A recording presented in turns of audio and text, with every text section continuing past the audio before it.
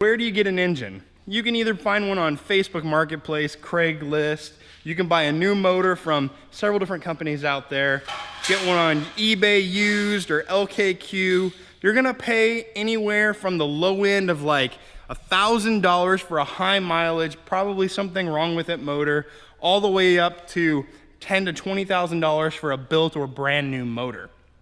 Now, there's nothing wrong with any of these choices. I'm gonna go over a couple of the differences between the generations real quick, as well as the differences between the F-150 and the Mustang motor. So what most guys doing this swap opt to do is get the truck motor. The reason for that is it is a cheaper motor. You're gonna get it for about half the price as you can buy a Mustang motor for. Nobody's really sure why that is. It comes with about a point lower compression, and it has a different intake set of cams. So essentially, to make it a GT motor, you're gonna swap the intake manifold off the top, which you pretty much should do anyways with like a ported 2018 intake manifold or a Boss 302 or something of that nature.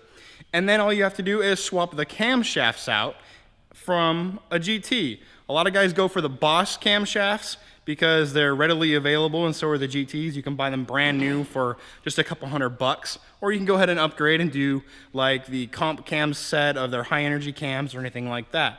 You're gonna see decent gains and really use that high RPM power when you do that. So we opted for a cheap method, and we eBayed for about $1,000 an F-150 engine.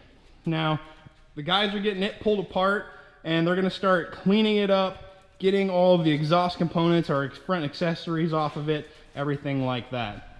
So like I said, about $1,000 for an F-150 motor. Now this is a first generation Coyote, meaning it is a 2011 to 2014 Coyote, and these ones have the lowest amount of horsepower because they're the first ones in the batch. So like I said, the truck motors have a little less horsepower. They're gonna make in the 380 range with stock cams and that lower compression. But as everybody knows, lower compression is good for boost, so it's still a very easy, readily available, and very good choice for your motor. So the differences in engines, guys, between the generations.